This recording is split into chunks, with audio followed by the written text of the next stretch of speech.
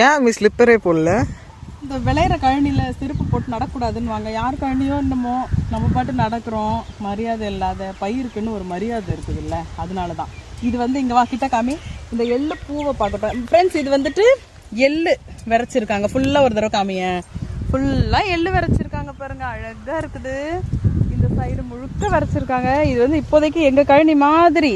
நாங்கள் வந்து இங்கே வந்து எண்ணெய் வாங்குறதுக்கு விட்லாபுரம் வந்தோம்.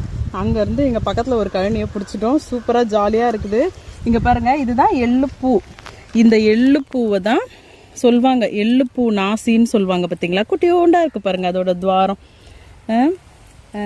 ரொம்ப அழகாக இருக்குது. இங்கே பாருங்கள், இங்கே ஒரு குறிப்பிட்ட இடத்துல மட்டும் எவ்வளோ பெருசாக இந்த களவாணி படத்தில் வர மாதிரி வளர்ந்துருக்கு பாருப்பா. மற்ற இடத்த விட இது பாரு எவ்வளோ ரிச்சாக இருக்குது இல்லை, ரொம்ப நியூட்ரியன்ஸ் அதிகமாக இருக்கிற மாதிரி.